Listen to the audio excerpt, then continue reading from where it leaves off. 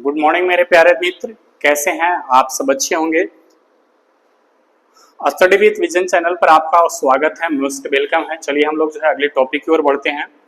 जैसे पिछली क्लास में हमने क्या देखा था, जलवायु को देखा था, और इसके बाद हम क्या देखे थे, मानसून। और आज का टॉपिक हमारा जो है ऋतु है। भारतीय परंपरा के अनुसार ऋतु 6 प्रकार की होती है, मौसम विज्ञान के अनुसार ऋतु जो है 4 प्रकार की होती है। इसके बाद देखेंगे प्यारे मित्र जो है, हम सीधा जो है टॉपिक की ओर चले आते हैं। भारतीय परंपरा के अनुसार को ऋतु के यदि देखेंगे तो भारतीय परंपरा के अनुसार जो है ऋतु 6 प्रकार की हो रही है। बसंत ऋतु जो है हमारा प्रारंभ होता है, यहाँ पे जो है ये भारतीय महीना है और ये हमारा क्या है, अंग्रेजी महीना है, और ये हमारी क्या है, ऋतु है। तो ये जो है हम देखेंगे बसंत ऋतु कब प्रारंभ हो रही है, तो जो है चैत से देखेंगे तो वैशाख तक चलती है, हमारा जो है ये मार्च से अप्रैल के बीच में चलती है। इसके बाद ग्रीष्म ऋतु आती है। ग्रीष्म ऋतु जो है ज्येष्ठ, आषाढ़, और ये हमारी क्या हो जाती है, मई और जून तक। वर्षा ऋतु जो है श्रावण और भाद्र में प्रारंभ होती है, और जो है ये जुलाई और अगस्त तक चलती है। शरद ऋतु जो है आश्विन और कार्तिक में, और ये हमारी जो अंग्रेजी महीना के अनुसार सितंबर और अक्टूबर तक जो है चलती है। हेमंत ऋतु हमारी जो है मार्गशीर्ष या पौष कहते हैं इसको। इसके बाद जो है हमारी नवंबर और दिसंबर तक चलती है। शिशिर ऋतु की बात करेंगे तो शिशिर ऋतु जो है माघ और फाल्गुन और जो है जनवरी फरवरी तक ये चलती है।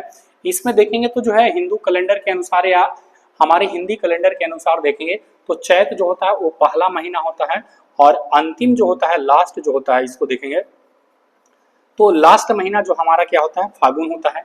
इसमें जो है आप हिंदू परंपरा में या संस्कृतियों में देखा होगा कि जो है आप जो है होलिका खेलते हैं। होलिका हमारी अंतिम दिन होती है, और जो रंगोली खेलते हैं वो हमारा चैत का पहला दिन होता है। तो इसके अनुसार से देखेंगे। इसके बाद मौसम विज्ञान के अनुसार देखेंगे तो मौसम विज्ञान के अनुसार प्यारे मित्र जो है ऋतु 4 प्रकार की होती है। मौसम विज्ञान के अनुसार जो है ऋतु कितने प्रकार की हो रही है, तो 4 प्रकार की इसके जो है ऋतु होती है। 4 प्रकार की ऋतु में जो है सबसे पहला हम देखेंगे शीत ऋतु। ये जो है 15 दिसंबर से जो है 15 मार्च तक चलता है। इसके बाद ग्रीष्म ऋतु जो है 16 मार्च से जो है 15 जून तक चलते हैं। इसके बाद हमारा जो है चलाता है वर्षा ऋतु। वर्षा ऋतु को हम मानसून का आगमन भी कहते हैं, या फिर इसे जो है दक्षिण पश्चिम मानसून के नाम से भी जानते हैं। ये आपका प्रारंभ होता है जो है 16 जून से जो है 15 सितंबर तक चलता है। इसके बाद हमारी शरद ऋतु आती है। शरद ऋतु को जो है मानसून का वापसी भी कहते हैं, या मानसून का इसे हम क्या कहते हैं, निवर्तन भी कहते हैं। और शरद ऋतु जो हमारी चलती है वो 16 सितंबर से 14 दिसंबर तक। 14 के बाद यहाँ पे देखिए 15 स्टार्ट हो गए। कुछ को नोट्स में दिए हुए हैं, इसको आप देख लेंगे।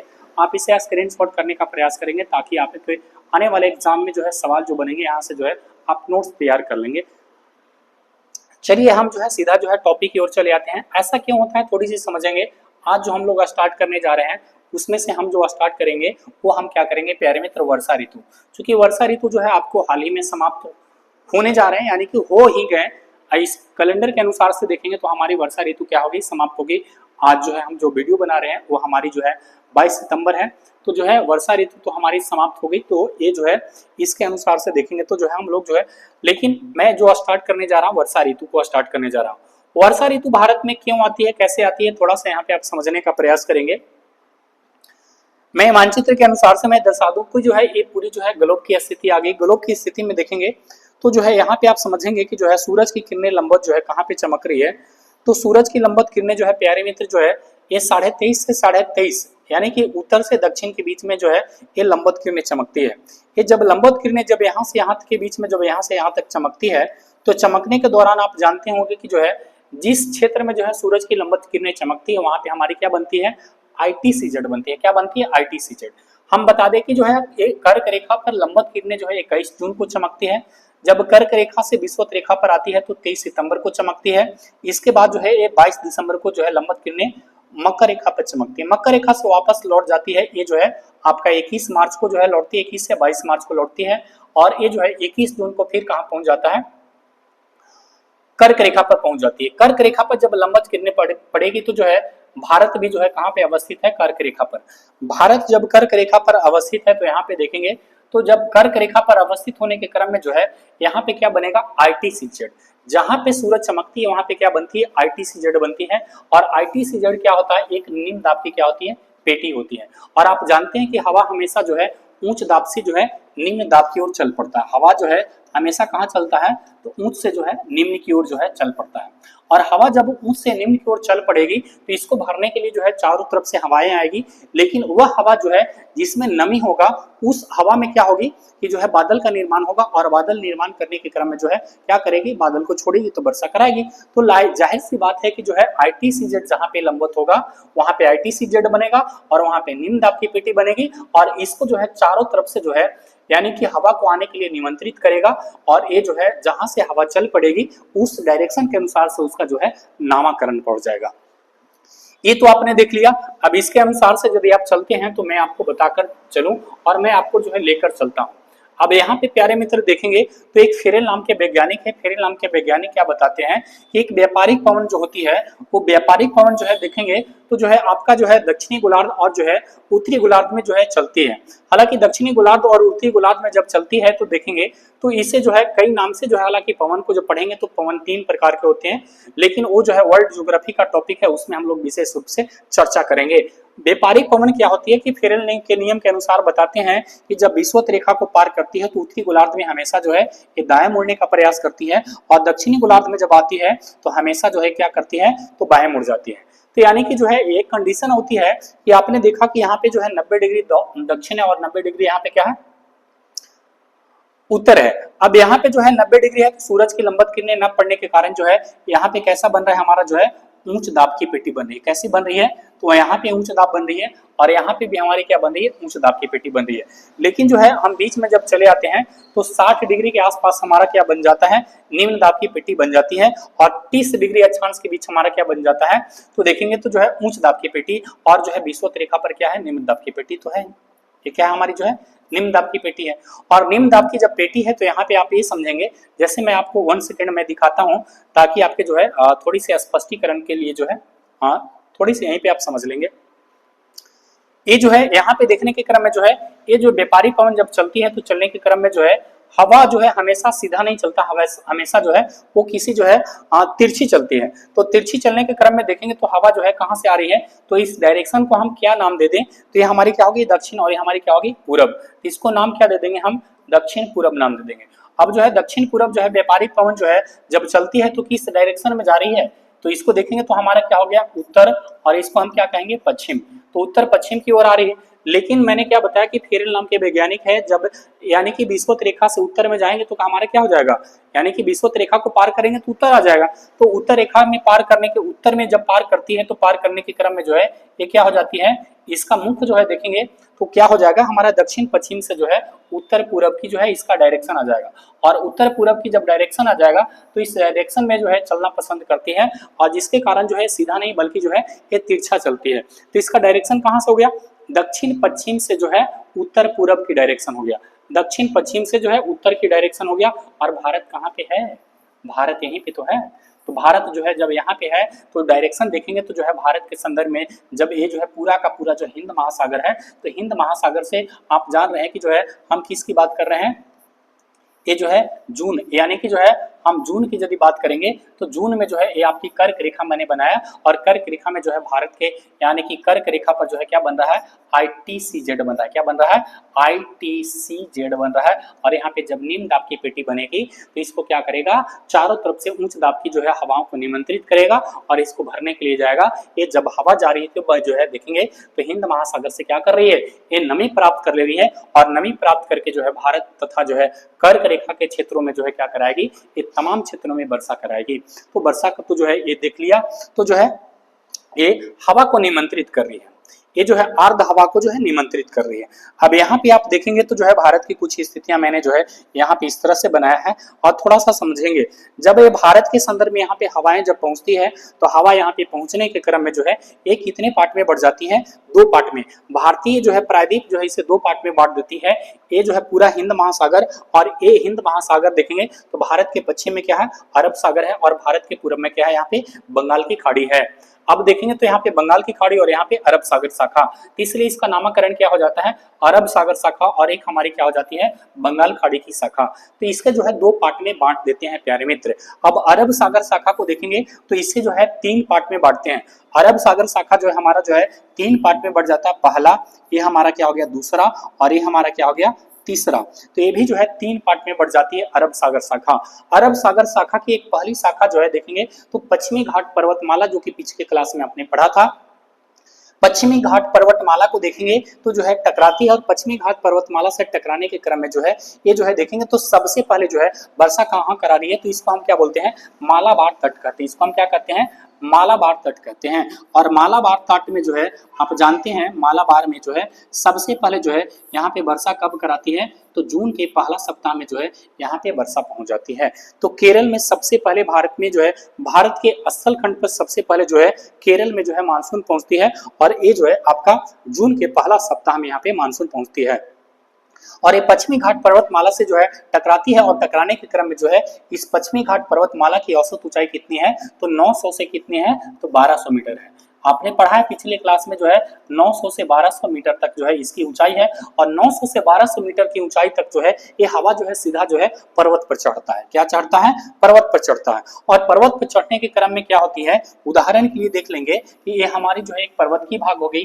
अब ये जो है पर्वत पर जब चढ़ती है तो पर्वत पर चढ़ने के क्रम में जो है ये हवाएं जा रही है, देखेंगे तो जो है हवा जा रही है, और ये जाने के क्रम में जो है ऊपर में यहाँ पे देखेंगे तो जो है क्या निर्माण कर रहा है, तो देखेंगे तो जो है प्यारे मित्र यहाँ पे जो है ये बादल जा रही है, और यहाँ पे जब बादल जाती है तो क्या कराती है, यहाँ पे देखेंगे तो बादल जो है यहाँ पे क्या हो जाती है, जो है यहाँ पे देखेंगे तो ये जो है अत्यधिक जो है वायुमंडल में जब ऊपर जाता है तो नमी को प्राप्त कर लेता है, और नमी प्राप्त करने के क्रम में जो है 1200 मीटर ऊंचाई पर गया तो ये जो है बादल जो है किसमें बदल गया, तो बादल हमारा जो है एक बूंद के रूप में बदल जाता है, और वर्षा बूंद के रूप में बदल कर जो है ये पश्चिमी घाट, ये हमारा कौन सा हो गया, पश्चिमी घाट जो है पर्वतमाला हो गया। ये हमारी क्या होगी, पश्चिमी घाट पर्वत होगी। और पश्चिमी घाट पर्वतमाला के जो है ये हमारा कौन सा ढाल है, तो पश्चिमी ढाल, इसको हम क्या कहेंगे, इसको हम क्या कहेंगे, पश्चिमी ढाल कहेंगे। और ये पश्चिमी घाट पर्वतमाला के जो है कौन सा ढाल हो गया, तो पूर्वी ढाल हो गया। ये हमारा कौन सा ढाल हो गया, पूर्वी ढाल। और पश्चिमी घाट पर्वतमाला के जो है पश्चिमी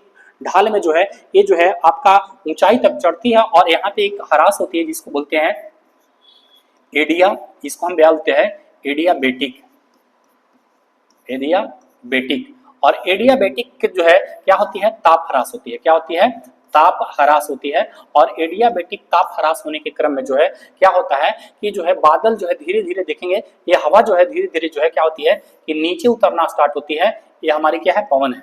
और जब नीचे उतरती है तो ये जो है पवन क्या होने लगती है, गर्म होने लगती है। क्या होने लगती है, गर्म होने लगती है। और गर्म जब होने लगती है तो इसमें जो है नमी की मात्रा नहीं बच जाती है, जिसके कारण जो है भारत के पश्चिमी घाट पर्वतमाला के पूर्वी क्षेत्र में क्या बनता है, तो यहाँ पे वर्षा होती है, वर्षा नहीं होती है, इसलिए यहाँ पे क्या बन रहा है, तो वृष्टि छाया का क्षेत्र बन रहा है। क्या कैसा बन रहा है, तो वृष्टि छाया का क्षेत्र यहाँ पे जो है बन रहा है। तो पश्चिमी घाट जो है पर्वतमाला के पूर्वी ढाल में जो है हवा जो है धीरे धीरे उतरती है, और हवा धीरे धीरे उतर कर जो है गर्म हो जाती है, और गर्म होने के कारण हवा में नमी नहीं होती है, और नमी न होने के कारण जो है भारत के पश्चिमी घाट पर्वतमाला के पूरब में वर्षा नहीं कराती है। जबकि पश्चिमी घाट पर्वतमाला के पश्चिम में जो है देखेंगे तो यहाँ पे जो है लगभग 250 से जो है 400 सेंटीमीटर तक जो है ये वर्षा कराती है।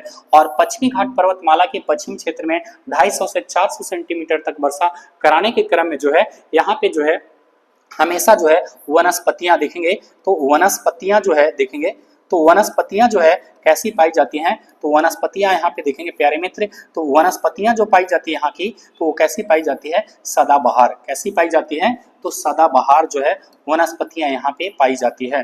तो सदाबहार वनस्पति यहाँ पे पाई जाती है, जो कि सालों भर जो है हरा भरा होता है। तो आई होप आपको ये समझ में आ गए होंगे। तो अरब सागर की शाखा जो है, एक शाखा जो है कहाँ टकरा रही है, तो एक शाखा जो है किससे टकरा रही है, पश्चिमी घाट पर्वतमाला के जो है पश्चिम क्षेत्र में जो है ये आपको जो है अपार मात्रा में वर्षा करा रही है, जो कि कितना करा रही है, लगभग 250 से 400 सेंटीमीटर वर्षा करा रही है। और जो है इस वाले क्षेत्र में वर्षा नहीं करा रही है, जिसके कारण ये वाला क्षेत्र जो है ये महाराष्ट्र के देखेंगे, यहाँ पे कर्नाटक देखेंगे, तो केरल का पूर्वी भाग में जो देखेंगे यहाँ पे वर्षा नहीं होती है।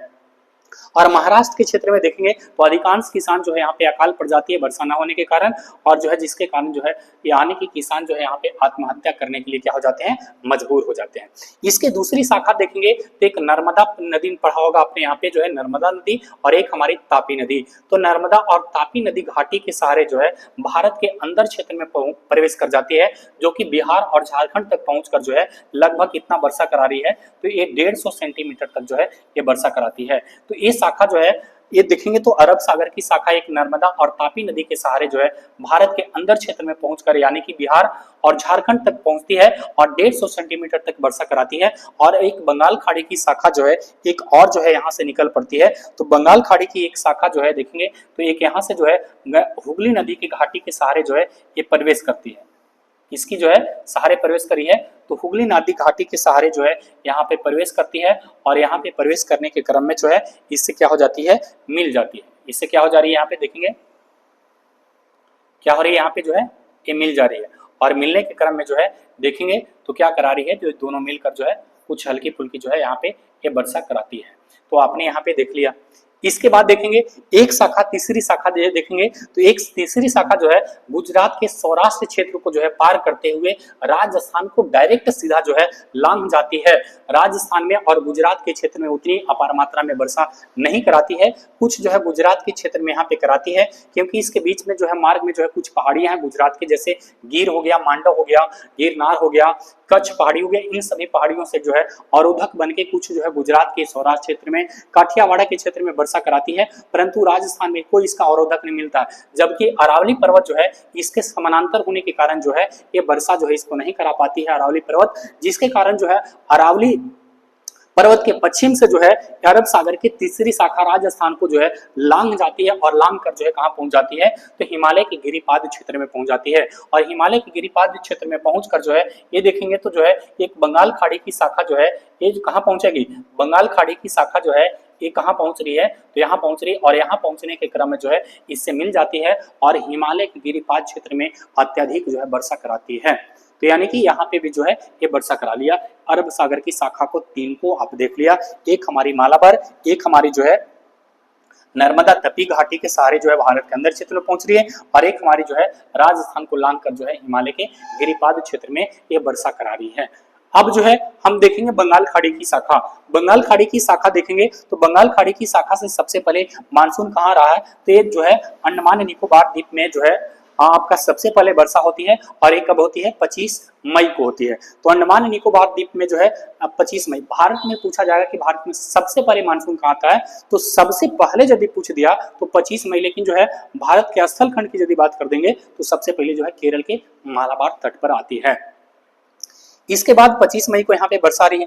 बंगाल की खाड़ी की शाखा जो है एक शाखा देखेंगे तो ये सीधा जाता, और यहाँ पे देखेंगे हिमालय की क्या है, ये हमारी जो है म्यांमार में अराकान यूमे चोटियां हैं। म्यांमार के अराकान यूमे चोटी से जो है ये टकराती है, और टकराने के क्रम में जो है ये जो है देखेंगे तो भारत के कुछ इन क्षेत्र में जो है ये जो है टकरा कर जो है ऐसे लौटती है, और लौटने के क्रम में जो है ये आपका जो है हिमालय के गिरिपाद क्षेत्र में, अरुणाचल प्रदेश के में और असम के क्षेत्र में जो है अत्यधिक वर्षा कराती है, और जिसके कारण ब्रह्मपुत्र नदी में जो है जल राशि की मात्रा बढ़ जाती है, और जल राशि की मात्रा बढ़ने के क्रम में जो है ये आपकी जो है क्या होती है, ये जो है यहाँ पे जल राशि की मात्रा जब बढ़ जाती है तो बढ़ने के कारण असम का जो है ब्रह्मपुत्र नदी को क्या कहते हैं, शोक कहते हैं। तो असम का शोक इसीलिए कहते हैं कि ब्रह्मपुत्र नदी में जो है वर्षा ऋतु में जो है सर्वाधिक वर्षा कहाँ से आ रही है, तो बंगाल खाड़ी की शाखा से। एक शाखा इसकी जो है देखेंगे तो कुछ शाखा यहाँ से जो है यहाँ पे जो है मैंने देखा था कि गारो खांसी क्या था, यहाँ पे जंतिया पहाड़ी थी, तो गारो खांसी जंतिया पहाड़ी से जो है एक शाखा जो यहाँ से जा रही है, तो ये शाखा जो है यहाँ से टकराती है, और टकराने के क्रम में देखेंगे तो जो है गारो खांसी जंतिया पहाड़ी क्या है हमारी, तो गारो खांसी जंतिया पहाड़ी जो है से टकराती है, और टकराने के क्रम में जो है बीच का एक पहाड़ी है। जैसे मैं बताऊं आपको प्यारे मित्र, तो ये जो है आपका जो है ये जो है यदि देखेंगे ये हमारी क्या है बीच में, 1 सेकंड में आपको कुछ इस तरह से बताता हूँ, पैसेंस रखेंगे, मैं सारी डाउट्स को जो है आपको क्लियर करने का मैं 100% जो है भरपूर कोशिश करूंगा।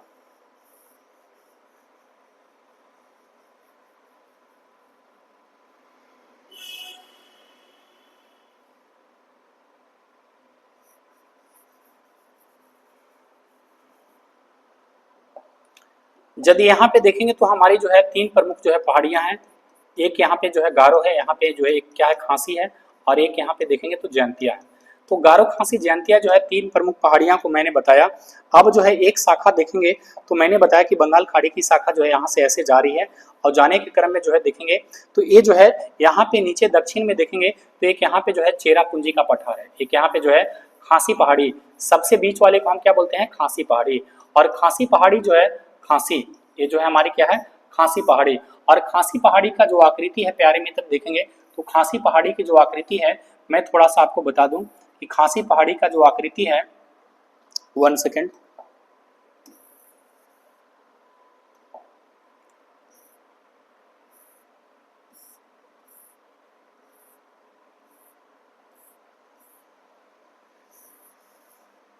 खांसी पहाड़ी का जो आकृति है वो कैसी है कीपानुसार, यानी कि कीपानुसार। इसकी आकृति कैसी है कीपानुसार है।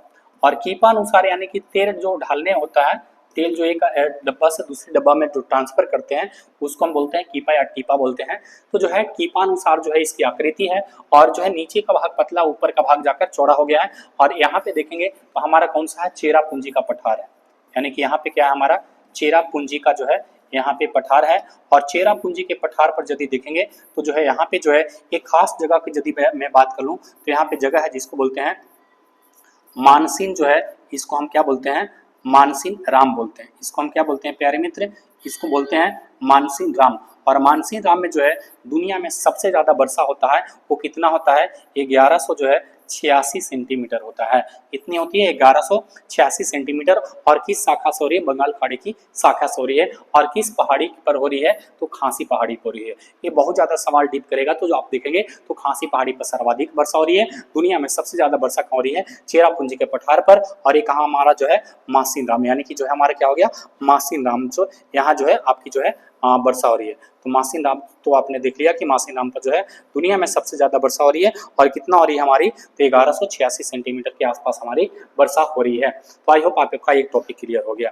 इसके बाद हम चले आते हैं बंगाल खाड़ी की शाखा। एक शाखा जो है देखेंगे तो एक शाखा जो है यहाँ पे जो है हुगली नदी के सहारे प्रवेश करती है, और प्रवेश करने के क्रम में जो है एक शाखा सीधे जो है आपका हिमालय के गिरिपाद क्षेत्र में वर्षा करा रही है। और गिरिपाद क्षेत्र में वर्षा कराते कराते जो है ये पश्चिम दिशा की ओर पार कर जो है ये कहाँ पहुंच जाती है पाकिस्तान। कहाँ पहुंच जाती है तो पाकिस्तान के क्षेत्र में जो है ये पहुंच जाती है। तो पाकिस्तान के क्षेत्र में प्रवेश कर जा रही है, और एक अरब सागर की शाखा से जाने के साथ जो है ये मिल भी जाती है। इसके जो है एक शाखा देखेंगे तो जो है एक ऐसे आ रही है, और आने के क्रम में जो है ये अरावली पर्वत के जो है पूर्वी भाग में जो है यहाँ पे जो है कोटा शहर हो गया। तो कोटा इन सभी क्षेत्रों में जो है अरावली पर्वत के जो है पूरा भाग में वर्षा कराती है। और ये जो है अरावली की ऊंचाई होने के क्रम में जो है अरावली के पश्चिम में वर्षा नहीं कराती है। इसी के कारण जो है देखेंगे तो राजस्थान में लगभग कितना होता है तो लगभग न के बराबर वर्षा होती है। और राजस्थान के पश्चिमी भाग, ये राजस्थान के जो है पश्चिमी भाग में देखेंगे तो लगभग न के बराबर वर्षा हो रही है। लगभग कितनी हो रही है अब बताइए कि पवन जब इधर से आ रहा है तो ये दीवार के भांति खड़ा है, इसको क्या करेगा तो ये अरावली के पूरे में वर्षा कराएगी, अरावली के पश्चिम में वर्षा नहीं कराएगी।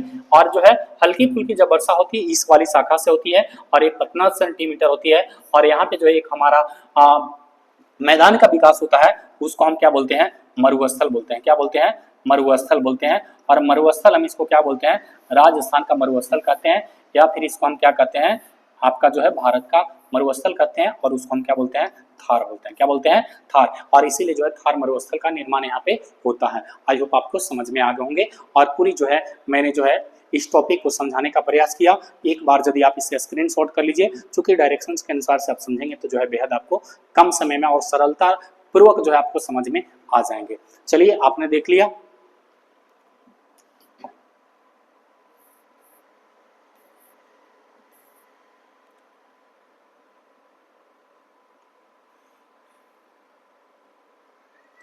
हाँ, तो आप इसे जो है एक बार जो है रीड कर लेंगे, ताकि आपके जो है नोट्स बनाने में जो है काफी। प्रायद्वीपीय भारत में जो है दस्तक देने के बाद जो है दक्षिण पश्चिम मानसून देखेंगे तो दो शाखा में बढ़ जाती है, एक अरब सागर शाखा, दूसरी हमारी बंगाल खाड़ी की शाखा हो जाती है। इसके बाद देखेंगे प्यारे मित्र जो है अरब सागर की शाखा को यदि देखेंगे तो अरब सागर की शाखा जो है ये अरब सागर की शाखा से उत्पन्न होने वाले मानसून पवनों को जो है पुनः कितने भाग में, 3 शाखा में बांट देती है। इसकी एक शाखा, पहली शाखा की यदि हम बात करेंगे प्यारे मित्र, इसकी एक शाखा पश्चिमी घाट पर्वतमाला रोकता है और पवने जो है पश्चिमी घाट पर्वतमाला के ढाल पर 900 से 1200 मीटर की ऊंचाई पर चढ़ती है और ये पवने तत्कालीन क्या हो जाती है, ठंडा हो जाती है और ठंडा होने के बाद सह्याद्री परवाह विमुखी ढाल के कारण जो है पश्चिमी घाट में जो है 250 से जो है लगभग 400 सेंटीमीटर तक वर्षा जो है कराती है।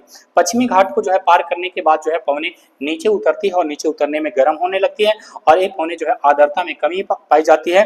परिणाम स्वरूप क्या होता है कि जो है पश्चिमी घाट के पूर्वी भाग में जो है नाम मात्र की वर्षा होती है और जो है पश्चिमी घाट के पूर्वी भाग में जो है इसको क्या बन जाता है, वृष्टि छाया का क्षेत्र बन जाता है। तो आप जो है ये सारी चीजों मैंने देखा।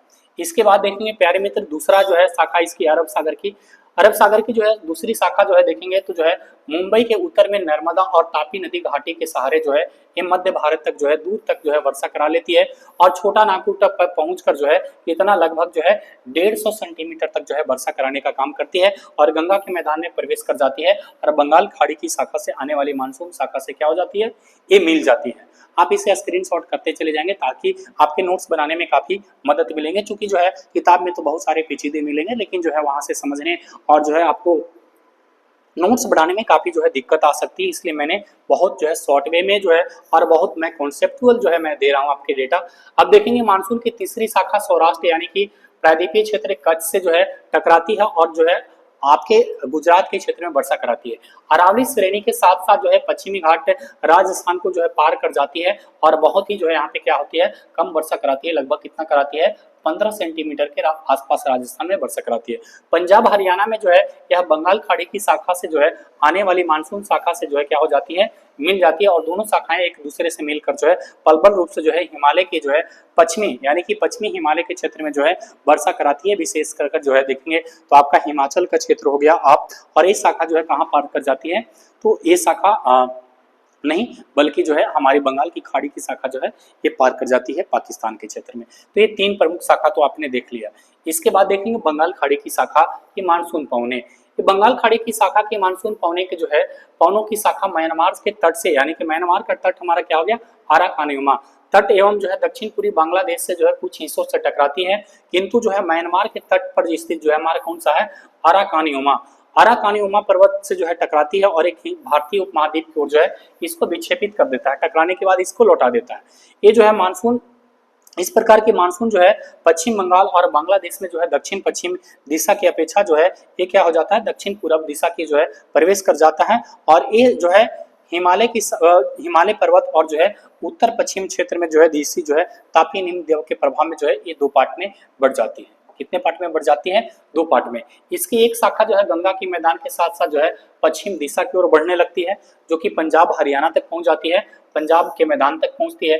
दूसरी शाखा जो देखेंगे तो उत्तर पूर्व जो है ब्रह्मपुत्रा घाटी में प्रवेश कर जाती है और ये जो है विस्तृत जो है क्षेत्रों में वर्षा कराती है। एक जो है इसकी उप शाखा जो है मेघालय में जो है गारो खासी जंतिया से टकराती है, जहां पे मासिनराम में जो है दुनिया में जो है विश्व में जो है सर्वाधिक वर्षा कराती है। कितना कराती है, तो 1100 जो है 86 सेंटीमीटर जो है ये वर्षा कराती है और जो है कहाँ कराती है, मानसीराम या फिर मैंने बताया चेरापूंजी के पठार पर।